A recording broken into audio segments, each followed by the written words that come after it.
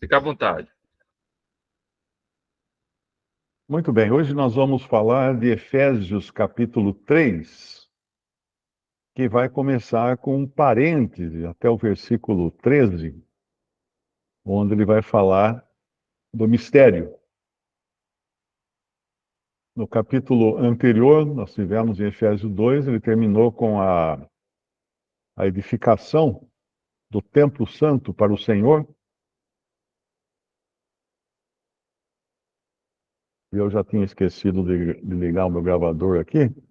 Então, repetindo agora, nós vamos falar agora de Efésios 3, onde ele vai abrir um parêntese no versículo 1 até o 13, para falar do mistério de Cristo, que é aquilo que ele tinha falado de maneira breve no capítulo 2. Agora ele vai discorrer com mais detalhes. E quando ele fala por esta causa, no versículo 1, por esta causa eu, Paulo, sou prisioneiro de Jesus Cristo por vós, gentios. Que causa? Que razão foi essa que o levou a ser prisioneiro? Não de Roma, porque nós sabemos que ele tinha sido prisioneiro de Roma, mas ele não se considerava prisioneiro de Roma, ele se considerava prisioneiro de Cristo Jesus, porque ele sabia, de Jesus Cristo, porque ele sabia que nada acontecia sem antes passar pela aprovação do Senhor. E o que o levou a essa situação tão sofredora, tão triste, né? Foi justamente aquilo que ele fala no capítulo 2, quando ele trouxe à tona a questão de judeus e gentios agora serem um só corpo. E isso, claro, foi horrível para os judeus. E os judeus, então, insistiram e promoveram a sua prisão, a sua entrega às autoridades romanas, em cima daquela ocasião, em cima daquilo que ele tinha feito lá no templo, né, quando ele entrou com um no templo, e lá em Atos 21, a gente pode até ler Atos 21, 29, Atos 21, 27. E quando os 7 dias estavam quase a terminar, os judeus da Ásia, vendo-o no templo, alvoroçaram todo o povo e lançaram mão dele, clamando: Homens israelitas, acudi, este é o homem que por todas as partes ensina a todos contra o povo e contra a lei e contra este lugar. E demais disto, introduziu também no templo os gregos e profanou este santo lugar. Paulo não tinha feito isso, porque tinham visto com ele na cidade, não no templo, a Trófimo de Éfeso, o qual pensavam que Paulo introduzira no templo. E alvoroçou-se toda a cidade, houve grande concurso de povo, e pegando Paulo, arrastaram para fora do templo, e logo as portas se fecharam, e procurando eles matá-lo, chegou ao tribuno da corte o aviso de que Jerusalém estava toda em confusão.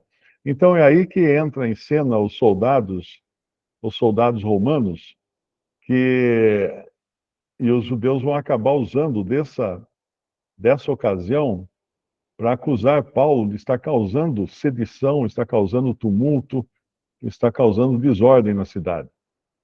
Então, por esta causa, eu, Paulo, ele fala no capítulo 3 de Efésios, versículo 1, sou o prisioneiro de Jesus Cristo por vós, os gentios. Ou seja, por ter feito aquilo, ou ter sido acusado daquilo, né? E também por estar agora falando que os gentios também têm uma parte nas bênçãos de Deus e que Deus estaria construindo um templo santo ao Senhor com pedras lavradas, pedras escolhidas entre judeus e gentios, criando também um só corpo, derrubando a parede de separação que havia entre judeus e gentios. Então, tudo isso leva Paulo para a prisão. Mas também é na prisão que ele vai escrever suas cartas e vai nos abençoar muito com o seu ministério. E se nós voltarmos aqui, no capítulo 3, versículo Versículo 2: Se é que tendes ouvido a dispensação da graça de Deus que para convosco me foi dada. Essa dispensação da graça de Deus, dispensação significa servir algo. Então, por exemplo, um garçom, ele serve a comida, ele serve o almoço no restaurante. Paulo, como ministro, e o ministro é aquele que ministra, aquele que serve, que atende às necessidades das pessoas. Ele, como ministro e como despenseiro da graça de Deus, ele foi escolhido pelo Senhor Jesus para dispensar, ou seja, entregar essa verdade, esse mistério da graça de Deus, na dispensação da graça de Deus, que para convosco me foi dada. Ele fala no capítulo 3, versículos 2 de Efésios. Como me foi este mistério manifestado pela revelação, como antes um pouco vos escrevi. Então, o que ele vai trazer é um mistério. O que é um mistério? Um mistério não é uma coisa misteriosa, assustadora ou alguma coisa assim. Um mistério é uma coisa escondida, uma coisa que ninguém sabe ainda. Ninguém sabia ainda. Então, toda essa doutrina, todos os mistérios que o Espírito Santo revela a Paulo e aos outros apóstolos, eles não eram conhecidos dos profetas do Antigo Testamento. Então, quando alguém fala assim, lá no Antigo Testamento fala da igreja em tal capítulo, versículo tal, não fala. Não fala porque a igreja era um mistério. Estava oculta essa verdade da união de gentios e judeus num corpo, formando a igreja, era um mistério, estava escondido ainda. Deus não havia revelado nem aos profetas do Antigo Testamento. E ele fala aqui no versículo 3, como me foi este mistério manifestado pela revelação, ou seja, não foi porque ele era muito inteligente que ele chegou à conclusão de que isso estava acontecendo, que o Senhor estava formando um corpo, formando a igreja. Não, foi por revelação. O Espírito Santo revelou a Paulo. Não nos é dito quando exatamente ele teve essa revelação. Mas ele fala do mistério algumas vezes na sua carta, de Efésios, e aqui ele vai falar um pouco mais. No capítulo 1, no versículo 9, ele já tocou no assunto, descobrindo-nos o mistério da sua vontade, segundo o seu beneplácito que propuseram em si mesmo, de tornar a congregar em Cristo todas as coisas na dispensação da plenitude dos tempos, tanto as que estão nos céus como as que estão na terra. E ele vai até o versículo 14, falando desse mistério, que inclui a salvação dos gentios que ouviram a palavra e, tendo nele crido, fostes selados com o Espírito Santo da promessa, o qual é o penhor da nossa herança para a redenção da possessão adquirida para louvor da sua glória. Então, tudo isso aqui estava embutido no mistério que tinha sido revelado agora a Paulo, né? Que não tinha sido revelado antes aos profetas do Antigo Testamento. Ele vai falar também, lá no capítulo 1, também no versículo 22, ele menciona outra vez esse mistério. Sujeitou todas as coisas a seus pés e sobre todas as coisas o constituiu cabeça da igreja, que é o seu corpo, a plenitude daquele que cumpre tudo em todos. Então, ninguém sabia disso.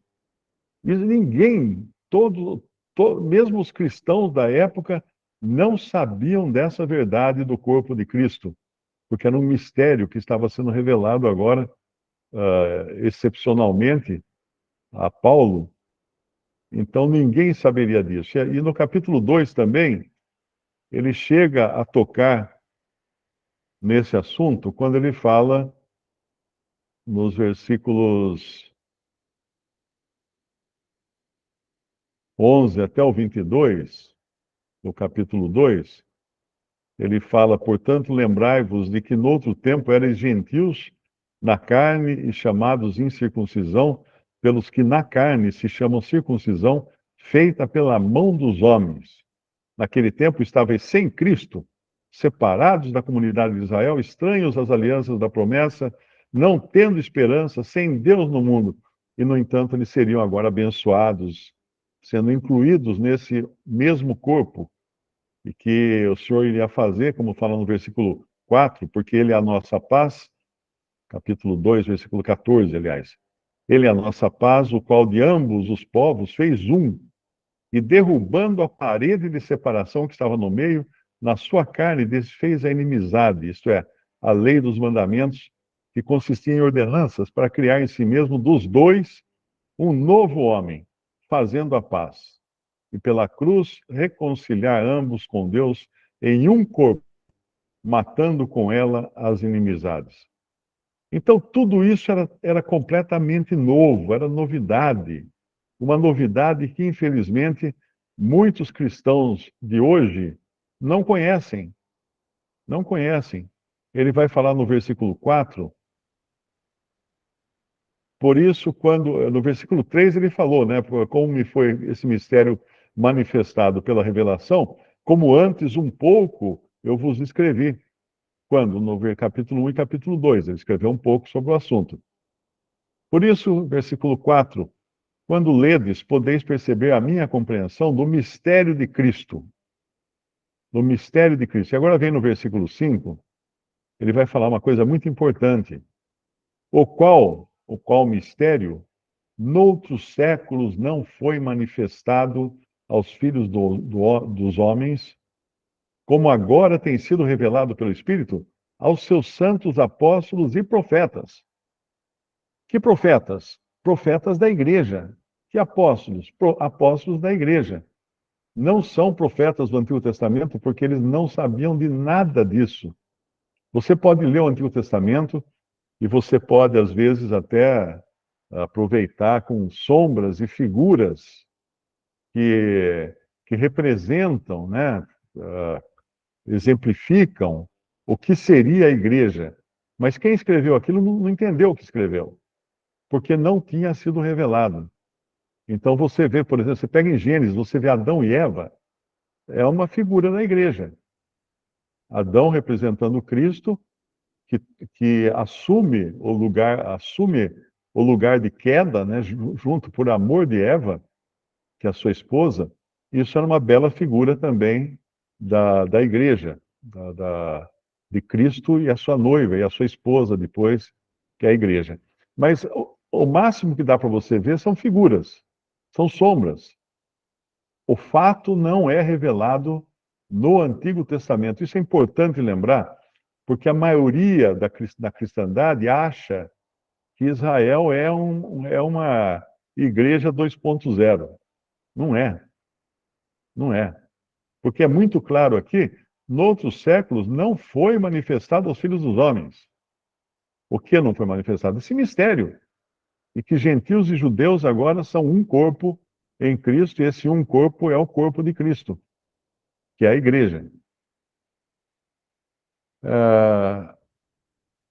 Então, muitas pessoas que às vezes vêm de religiões católicas e protestantes não entendem isso, porque lá eles ensinam, inclusive, que a palavra igreja pode ser encontrada também referindo-se a Israel. E é um fato, porque a palavra igreja vem de eclésia, do grego eclésia. Eclésia significa reunião de pessoas, a aglomeração de pessoas, assembleia de pessoas, conjunto de pessoas. Isso é o significado de eclésia. Então, quando você vai lá em Atos, capítulo 7, por exemplo, você vai encontrar a eclésia referindo-se a Israel. Ué, mas você não acabou de falar que a igreja não aparece no Antigo Testamento? Não aparece. A palavra eclésia no grego aparece na versão grega do Antigo Testamento falando de Israel. No capítulo 7 de Atos, versículo 18, diz assim: Este é o que esteve entre a congregação, essa palavra congregação é eclésia, lá em Atos, Esse é o que esteve entre a congregação no deserto, com o anjo que lhe falava no Monte Sinai e com os nossos pais, o qual recebeu as palavras de vida para nos dar. Então aqui ele está falando de Israel, mas está chamando Israel de eclésia. Como é que pode? Porque eclésia é um termo genérico que significa uma agremiação, uma reunião. Desculpe, Mário. Você falou Atos 7. Atos 7, versículo 38. É isso ou não? Este é o que esteve entre a congregação no deserto, com o anjo que lhe falava no Monte Sinai e com nossos pais, o qual recebeu as palavras de vida para nos las dar. Congregação é eclésia, no grego. Aí em Atos, o Atos foi escrito em grego. E aí está usando o termo eclésia, que nós entendemos como igreja, para falar de Israel. Então, muitos cristãos se valem desse argumento para dizer o seguinte: não, veja que lá em Atos está falando de Israel e está usando o termo igreja. Então, a igreja é Israel. Não, não, eu vou mostrar por que não. Se você for para Atos 19, versículo 32, você vai encontrar a igreja fazendo arte aí. Você vai falar, ué, o que a igreja está fazendo aí? Né? Atos 19, versículo 32, olha. Uns, pois, clamavam de uma maneira, outros de outra, porque a igreja era confusa, a eclésia era confusa, e os mais deles não sabiam por que causa se tinham juntado. Na realidade, no original aí, esse ajuntamento, em grego é eclésia, porque é um ajuntamento de pessoas. Então, eclésia aparece como o ajuntamento de pessoas da igreja, corpo de Cristo, aparece como o ajuntamento de pessoas de Israel, no Antigo Testamento, e aparece com o ajuntamento de pagãos, aqui em Atos capítulo 19, mas que não tem nada a ver com a igreja também, nós sabemos disso, né? Porque ali era uma turba, né? Uma outra versão fala turba, a turba, né? Estava armando confusão. E também no versículo 40, Atos 19, versículo 41, dá para perceber melhor porque aconteceu toda essa confusão. No versículo 38, diz assim: mas se Demétrio e os artífices que estão com ele têm alguma coisa contra alguém, há audiências e procônsules que se acusem uns aos outros. E se alguma coisa demandais, averiguar-se-á em legítima assembleia. Olha aqui a palavra assembleia, que é eclésia também, não é? Na verdade, até corremos perigo de que por hoje sejamos acusados de sedição, isso aqui os gregos falando, né? Não havendo causa alguma com que possamos justificar esse concurso. E tendo dito isso, despediu a eclésia, a assembleia. Que eclésia? A igreja? Não. Aquela aglomeração de pessoas que estavam ali revoltadas com os cristãos, que viram que eles iam perder a boquinha de vender miniaturas da deusa Diana, do templo da deusa Diana. Porque, de repente, agora tinha alguns ali pregando que havia um outro Deus, que era Jesus. Então, eles temiam perder a sua renda, né? O seu ganha-pão. Mas então, voltando lá para Efésios, no capítulo 3 de Efésios, então que fique bem claro isso que Paulo fala, o qual noutros séculos não foi manifestado, esse mistério não foi manifestado aos filhos dos homens, como agora tem sido revelado pelo Espírito, não foi uma conclusão que alguém chegou, pelo Espírito, aos seus santos apóstolos e profetas. Quem são esses apóstolos e profetas?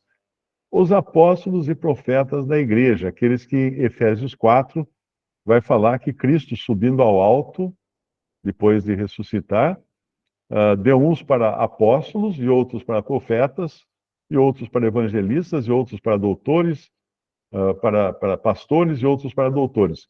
Então, esses apóstolos e profetas são esses que formaram no capítulo anterior, vocês lembram disso? Capítulo 2, eles são o alicerce.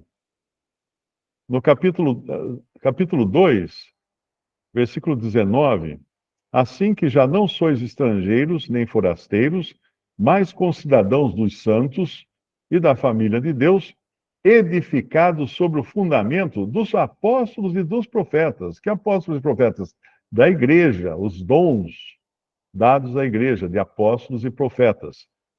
De Jesus Cristo, de que Jesus Cristo é a principal pedra da esquina, no qual todo edifício bem ajustado cresce para templo santo no Senhor, no qual também vós juntamente sois edificados para a morada de Deus em Espírito. Então, esses apóstolos e profetas são dois dons exclusivos da igreja e exclusivos do princípio da igreja, porque eles foram dados para formar o alicerce. Então, quando você vê, eu falei bastante aqui do alicerce de pedra, né? Escolhe-se uma pedra com um ângulo reto, que é a pedra de esquina, a pedra principal, que fala aqui no versículo 20 de Efésios 2, porque a partir dela vão sair as linhas que irão definir para que lado irão as outras paredes ou os outros alicerces da casa. E essa pedra angular, 90 graus, ela vai unir uma parede que vem de um lado com outra parede que vai para o outro, que foi o que Cristo fez. Ele pegou dois povos, ele pegou os judeus e pegou os gentios e criou essa união de um só povo em cima da pedra angular, que é ele. Agora, muito importante entender isso. Não existem mais apóstolos, não existem mais apóstolos, não existem mais profetas, no sentido destes que foram dados para o alicerce da igreja, da casa de Deus.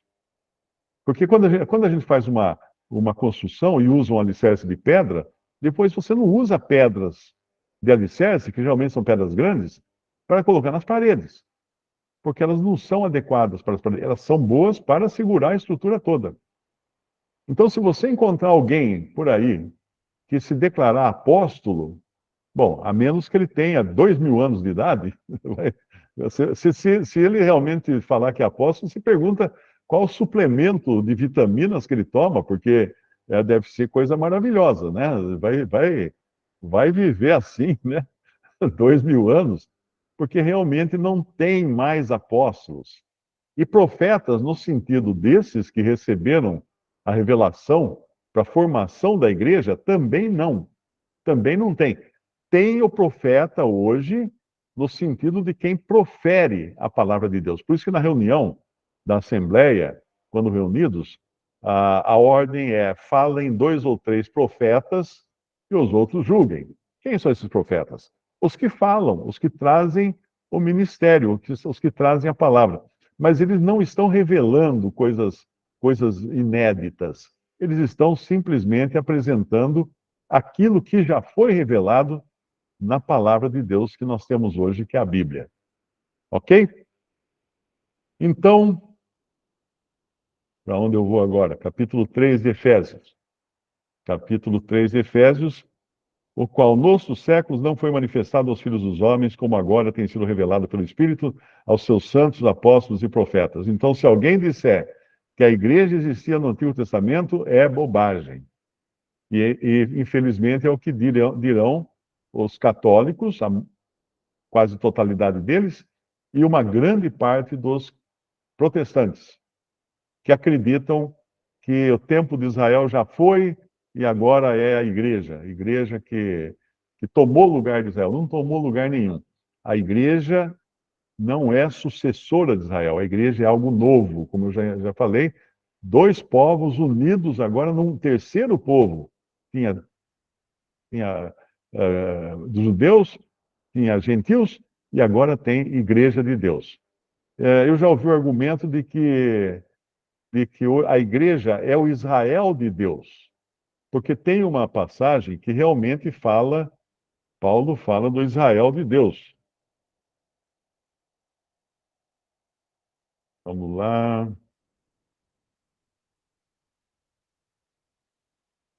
Em, eu acho que é em Efésios mesmo.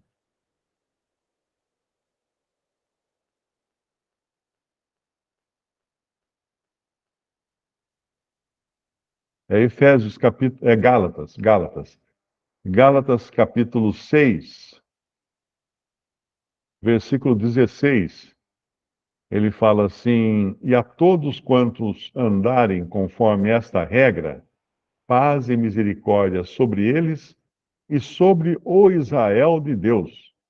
O que é o Israel de Deus? Eram os judeus que se converteram a Cristo, mas que hoje são identificados como igreja. Esse era o Israel de Deus.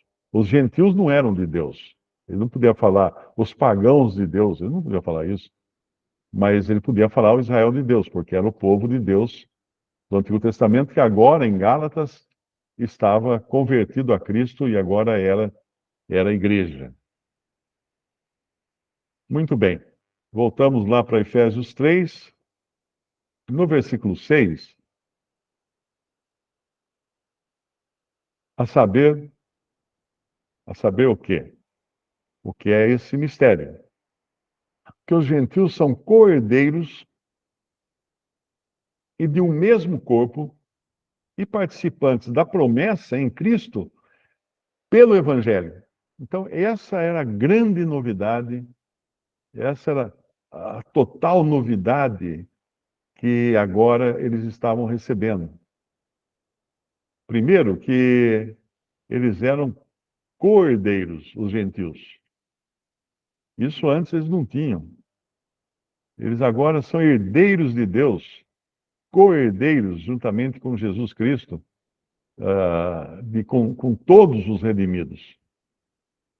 E eles também são participantes da promessa em Cristo pelo Evangelho. Lá em, em Gálatas, capítulo 3,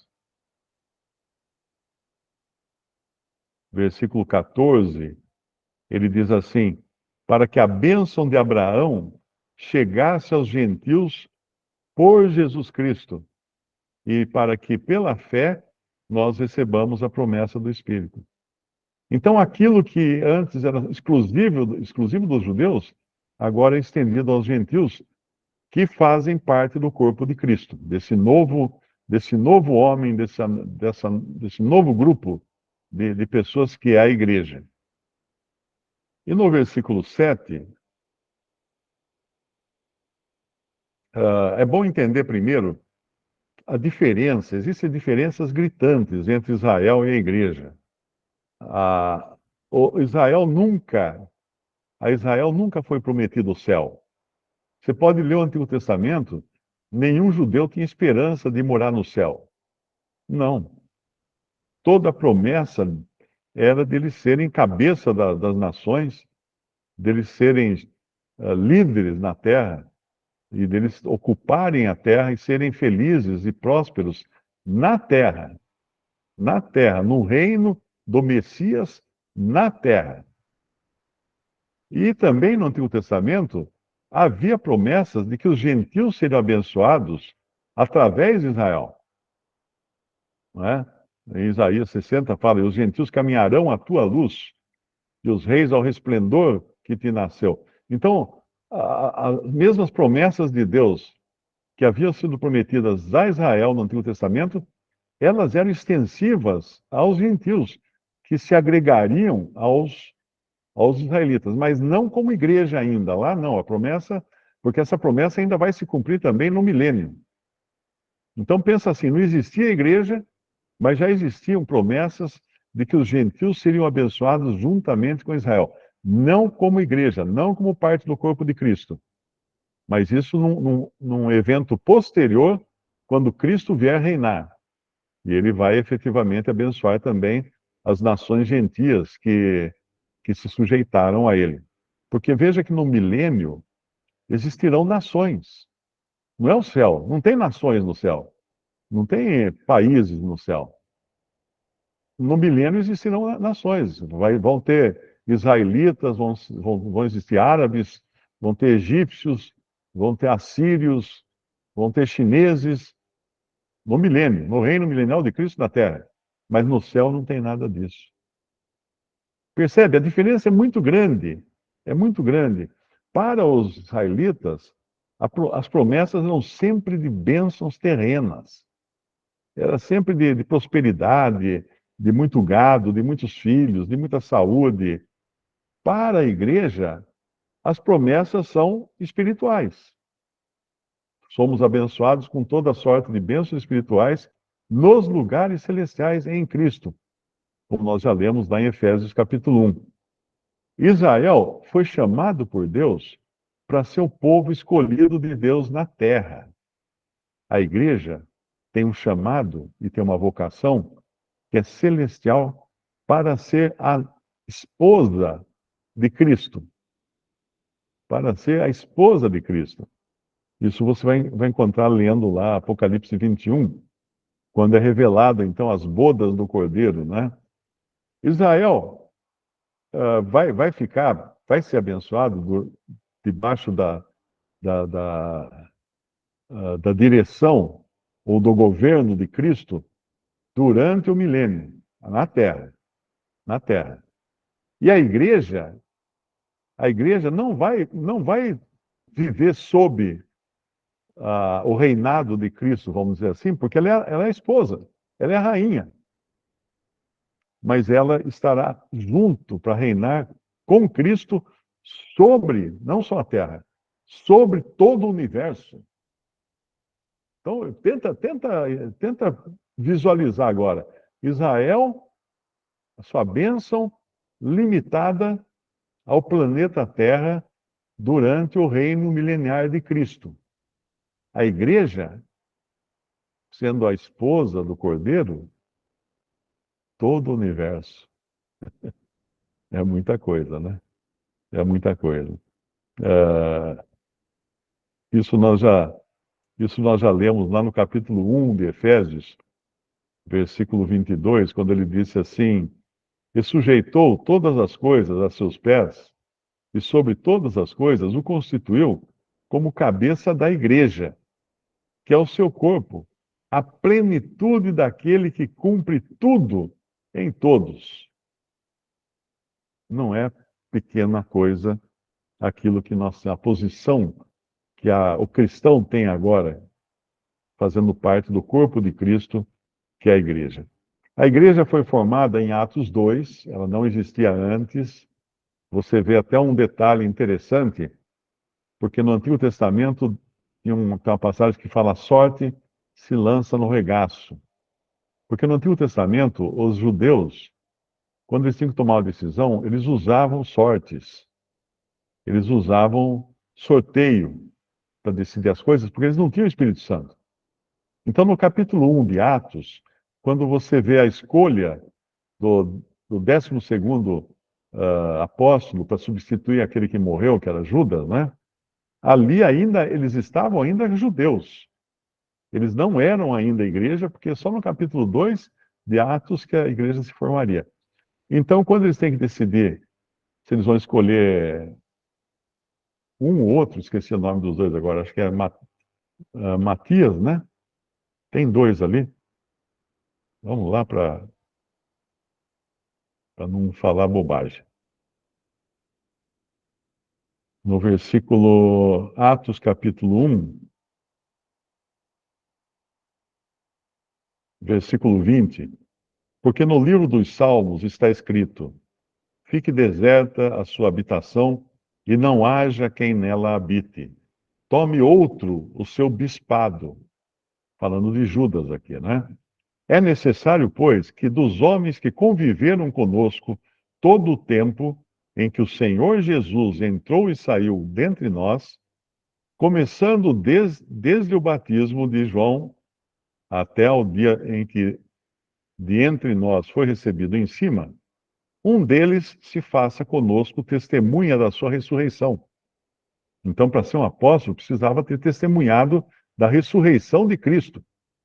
Aquele da TV lá não testemunhou nada disso. É apóstolo fake.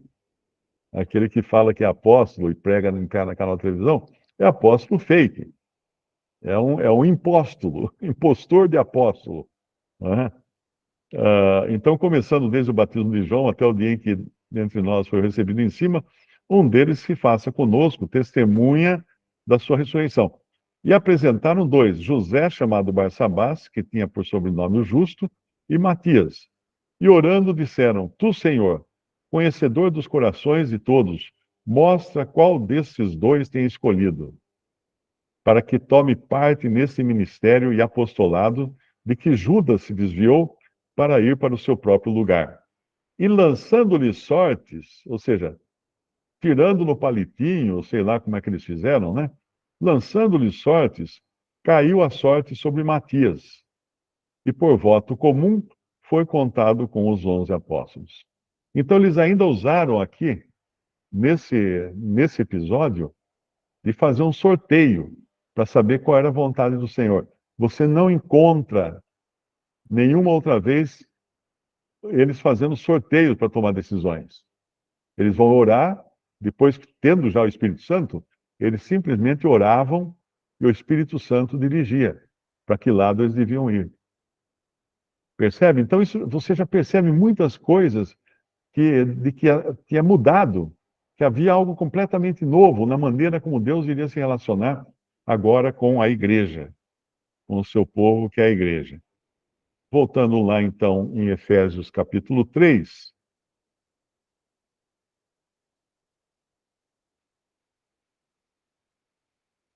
Então, até o versículo 6, Paulo falou do mistério, a saber que os gentios são co-herdeiros e de um mesmo corpo e participantes da promessa em Cristo pelo Evangelho, pela Boa Nova. Do versículo 7 em diante, ele vai explicar qual o papel dele nisso, qual a responsabilidade dele, do qual foi feito ministro. Não é que ele prestou concurso, não. O Espírito Santo escolheu ele, o Senhor escolheu ele para ser um ministro, para ministrar, para mostrar, né, revelar, pelo dom da graça de Deus que me foi dado, segundo a operação do seu poder. A mim, o mínimo de todos os santos, Paulo aqui assume uma posição bem humilde, né? A mim, o mínimo de todos os santos,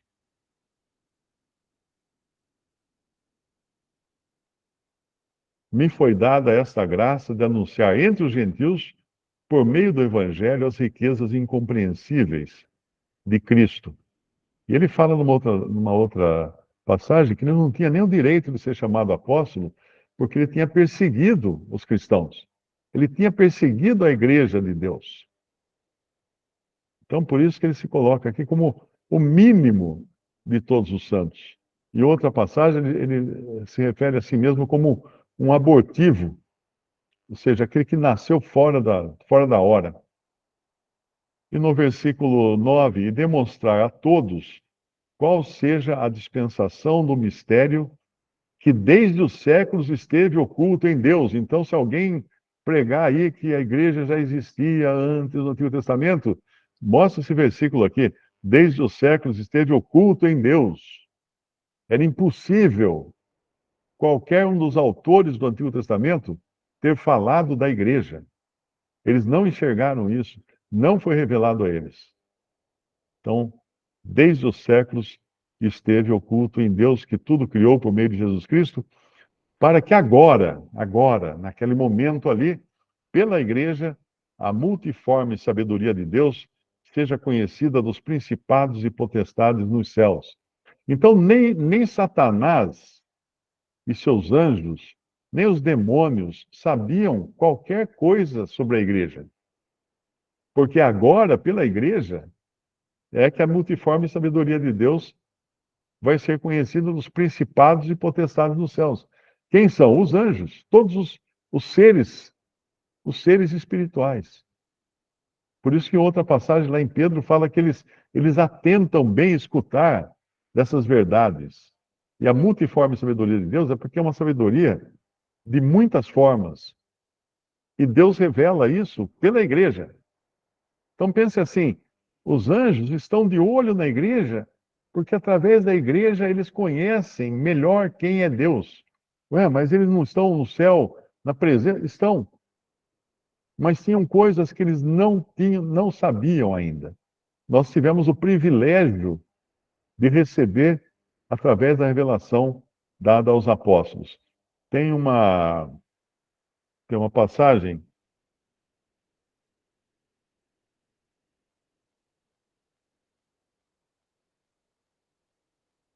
deixa eu,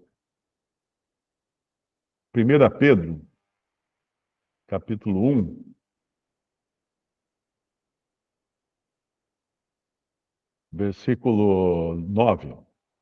Alcançando o fim da vossa fé, a salvação das vossas almas, da qual salvação inquiriram e trataram diligentemente os profetas que profetizaram da graça que vos foi dada, indagando que tempo ou que ocasião de tempo o Espírito de Cristo que estava neles indicava anteriormente, testificando os sofrimentos que a Cristo haviam de vir e a glória que se lhes havia de seguir. Ou seja, os profetas ficavam indagando, queriam saber quando é que aquelas coisas, o Messias, a sua obra, quando que tudo aquilo iria acontecer, não é? E no versículo 12 fala assim: aos quais profetas foi revelado que não para si mesmos, mas para nós, eles ministraram essas coisas que agora vos foram anunciadas por aqueles que, pelo Espírito Santo enviado do céu, vos pregaram o evangelho, para as quais coisas os anjos desejam bem atentar. Porque, veja, os anjos caíram. Os anjos que caíram, caíram, né? Pecaram. Não tem retorno para eles. Não tem redenção para os anjos. Não tem salvação para os anjos. Porque eles estavam numa posição muito privilegiada. E se eles caíram, não tem volta. E mesmo porque a redenção tem que ser feita com um derramamento de sangue. Sem derramamento de sangue não há remissão ou retirada de pecados, como fala lá em Hebreus. E anjo não tem sangue, né? Então, hoje eles atentam, eles desejam atentar para essas coisas. Eles ficam observando a igreja.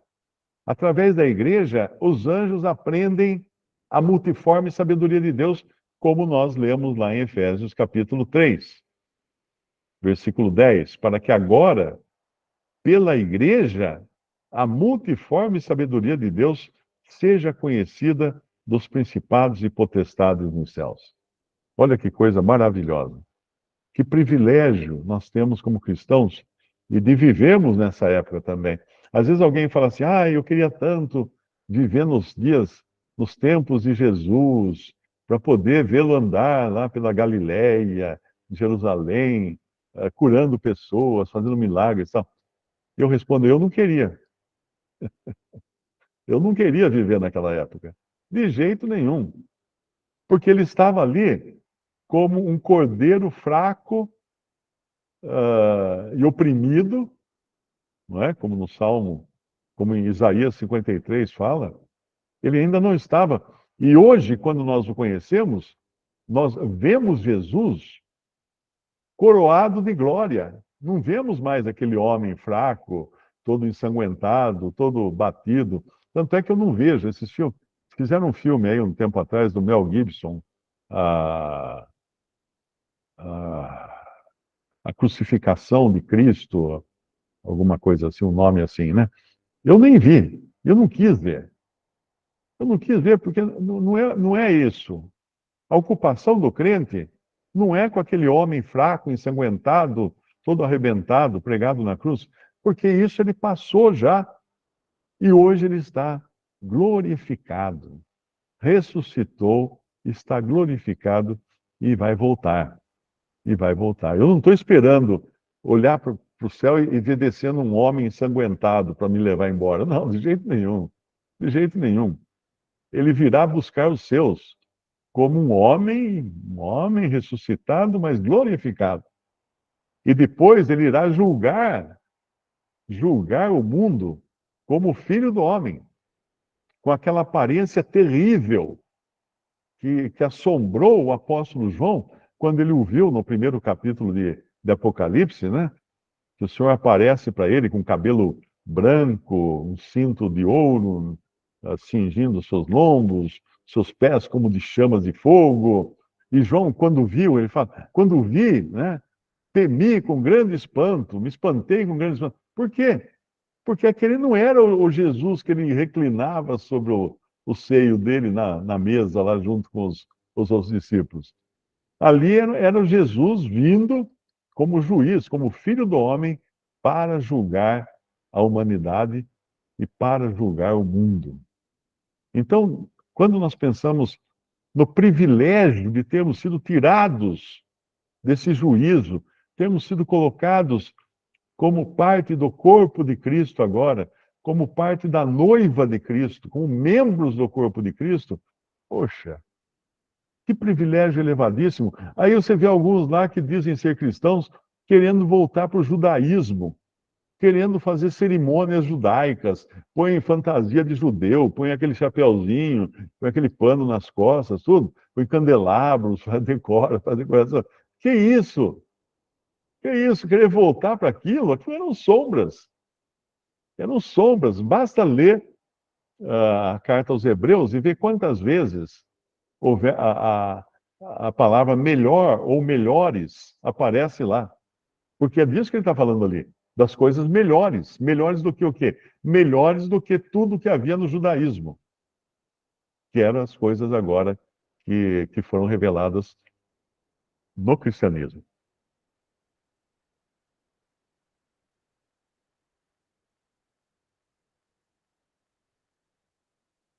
Eu acho que podemos ver se tem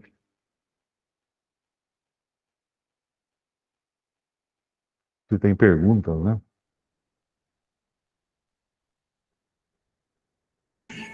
Os irmãos, fiquem à vontade, podem abrir o microfone ou escrever no chat. A citação de Apocalipse foi Apocalipse capítulo 1,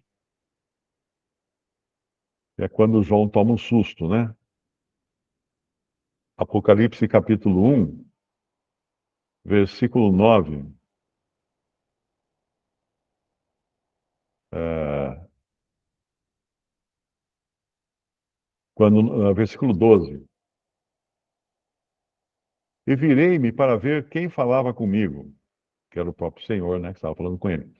E virando-me, vi 7 castiçais de ouro, e no meio dos 7 castiçais, um semelhante ao filho do homem, vestido até os pés de uma roupa comprida e cingido pelos peitos com um cinto de ouro. E a sua cabeça e cabelos eram brancos como lã branca, como a neve, e os seus olhos como chama de fogo, e os seus pés semelhantes a latão reluzente, como se tivessem sido refinados numa fornalha, e a sua voz como a voz de muitas águas. Imagina a voz dele como das cataratas do Iguaçu.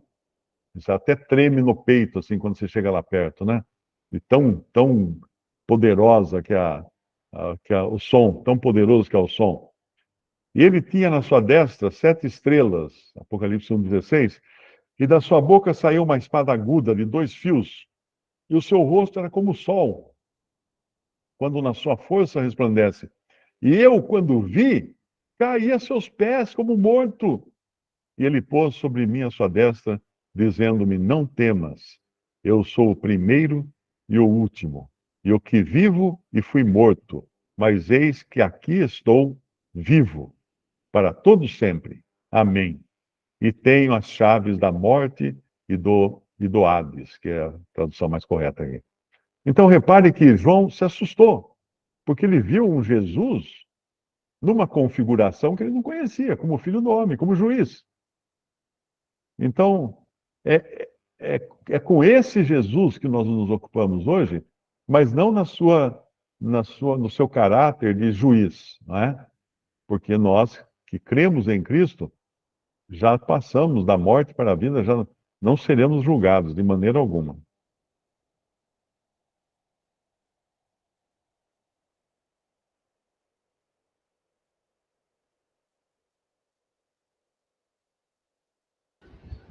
Irmã Edna está com a mão levantada. Pode perguntar, irmã. Sim. Ah, boa noite. Por favor, irmão Mário. A nossa oração pela salvação de alguém pode antecipar o processo da salvação dela? Bom, eu não sei, mas eu creio que sim. Veja bem, uma pessoa salva é uma pessoa que foi eleita antes da fundação do mundo. Como nós não sabemos quem são as pessoas que foram eleitas, nós oramos por todas as pessoas, porque isso nos foi dito para fazermos, não é? Então oramos por todos.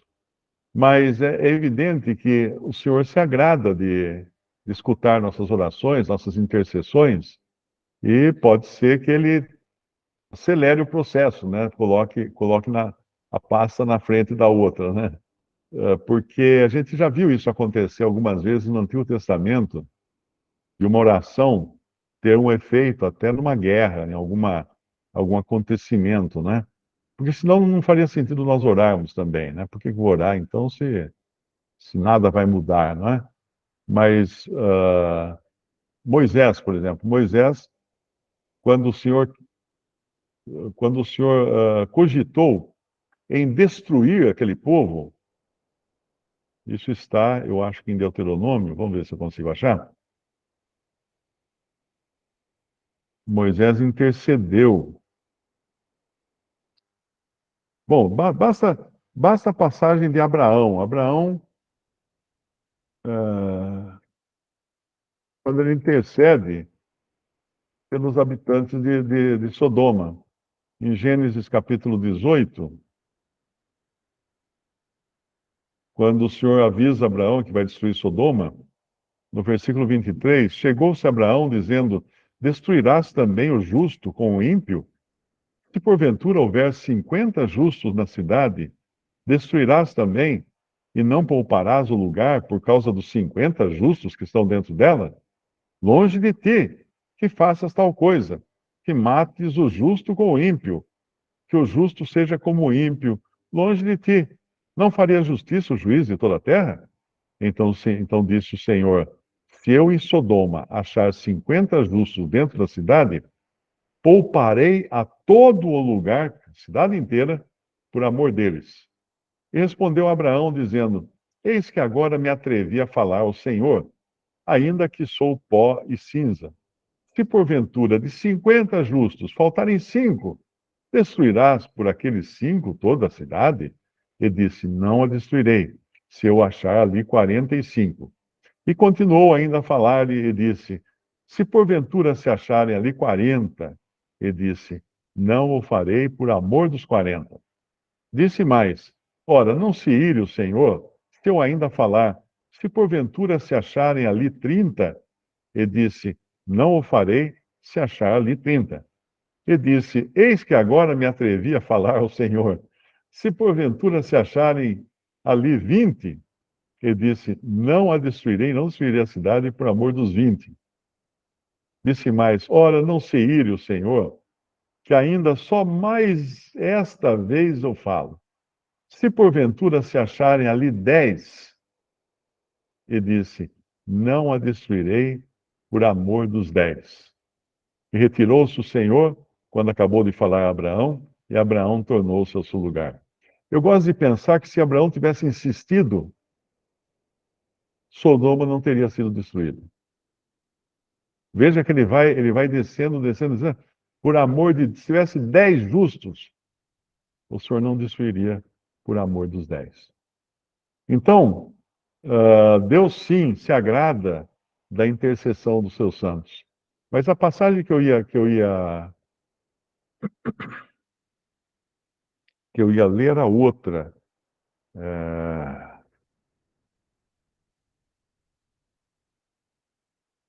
Puxa, onde será que está?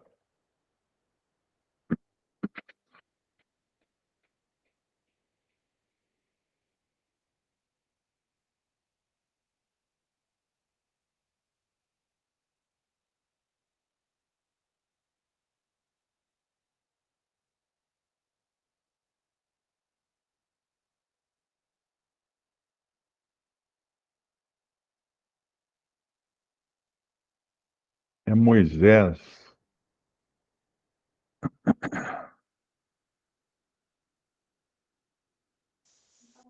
Êxodo É, 32, 30. é Êxodo 32, 30. 32.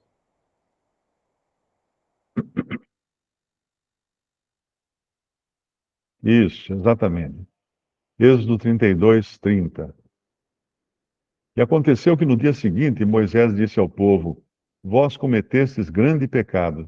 Agora, porém, subirei ao Senhor, porventura farei propiciação por vosso pecado. Assim tornou-se Moisés ao Senhor e disse: Ora, esse povo cometeu grande pecado, fazendo para si deuses de ouro. Agora, pois, perdoa o seu pecado. Se não, risca-me, peço-te, no teu livro que tens escrito. Então disse o Senhor a Moisés: Aquele que pecar contra mim, a este riscarei do meu livro. Vai, pois, agora, conduz este povo para onde te tenho dito, eis que o meu anjo irá diante de ti, porém no dia da minha visitação visitarei neles o seu pecado. Assim feriu o Senhor o seu povo, por ter sido feito o bezerro que Arão tinha formado. Na realidade, esse é mais um exemplo. Eu estava pensando num outro. Eu estava pensando num outro ainda, que quando o Senhor fala que vai destruir o povo, e Moisés intercede e fala assim: o que vão pensar as nações que tiraste esse povo para o destruir no deserto? Tiraste esse povo, né? O que irão pensar as nações? Alguma coisa assim. É outra passagem que eu realmente não lembro agora o lugar. Que dirão que dirão os gentios? Acho que é isso que é. Não.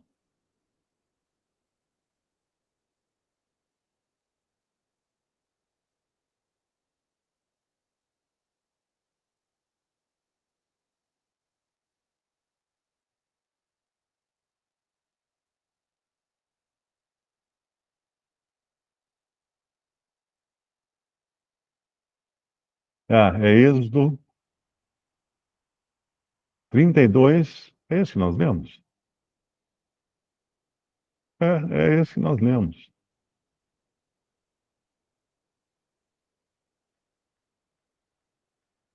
Ah, é 32 mesmo, só que é o versículo um pouco antes. Êxodo 32, versículo 9. Disse mais o Senhor a Moisés: Tenho visto a este povo, e eis que é povo de dura serviço.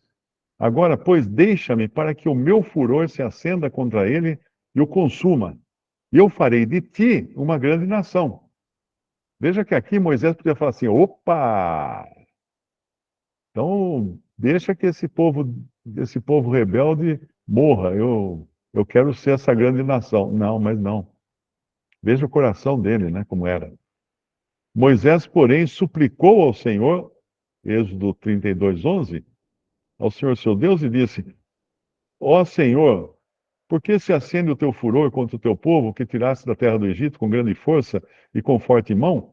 Porque hão de falar os egípcios, porque hão de falar os egípcios, dizendo: para mal os tirou, para matá-los nos montes e para destruí-los da face da terra? Torna-te do furor da tua ira, arrepende-te desse mal contra o teu povo. Lembra-te de Abraão, de Isaque, de Israel, os teus servos, aos quais por ti mesmo tens jurado e lhes disseste: multiplicarei a vossa descendência como as estrelas dos céus, e darei à vossa descendência toda esta terra de que tenho falado, para que a possuam por herança eternamente.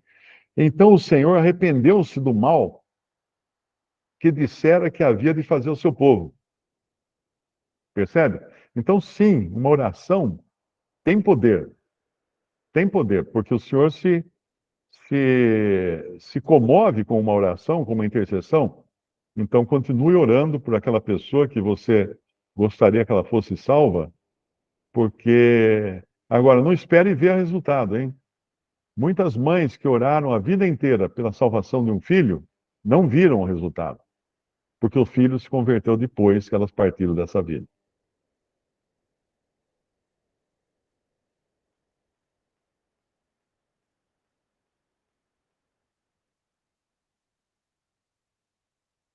Sim, haverá um novo céu, novos céus e uma nova terra. Aqueles que escaparem ou se forem salvos do milênio, depois que terminar os 1000 anos, eles serão transportados para essa nova terra, que vai ser criada, e a igreja, que já estará nos céus, habitará para sempre nos novos céus. Mas a Bíblia não fala nada, quase nada disso daí, porque é o que é chamado de estado eterno, quando toda a matéria e o tempo deixará de existir. Não vai existir mais nem matéria como nós a conhecemos e nem tempo. E nem adiantaria Deus tentar explicar para nós, porque nós fomos criados para viver na matéria, nós não iríamos entender o que é a eternidade.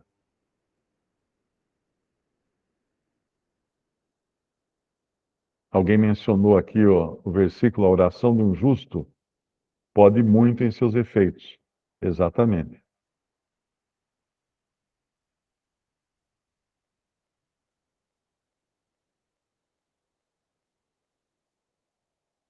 Bom, irmãos, acho que chegamos no fim do segundo tempo, né?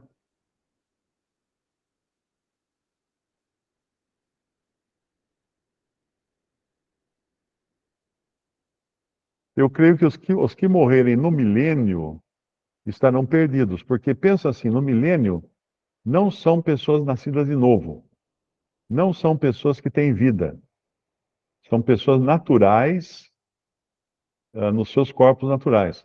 É claro que elas suportaram a grande tribulação para poder chegar no milênio, vivas, né? Chegarem vivas no milênio, vivas com esse corpo natural.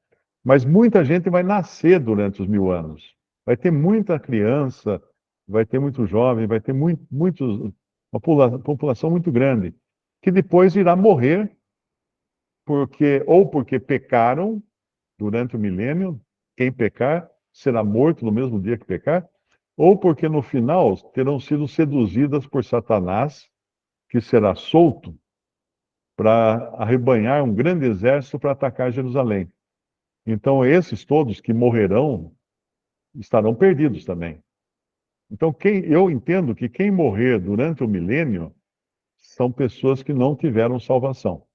São pessoas que estarão perdidas. Elas vão ressuscitar. Os que não morreram serão transformados, obviamente, para poder viver na nova terra, né? Mas os que morreram serão ressuscitados para enfrentar o grande trono branco de Cristo, que é o juízo final.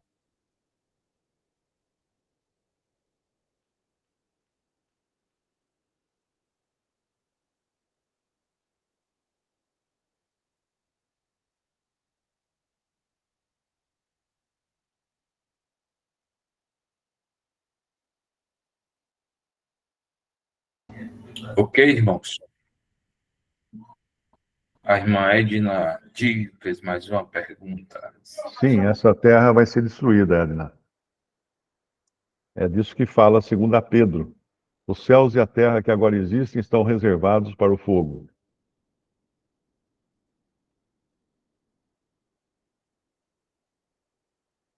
Então é melhor você saber que não vai adiantar juntar tesouros na terra.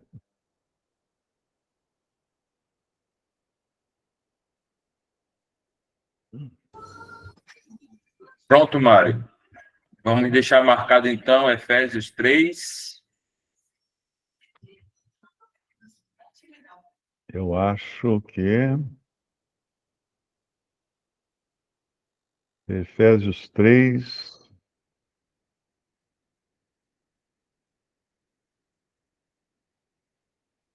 versículo 12, a partir do 12, né?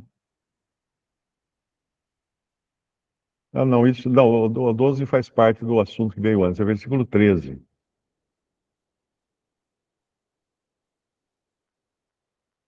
Efésios 3:13. Para a próxima semana, se ainda estivermos aqui. Eu acho que não vamos estar.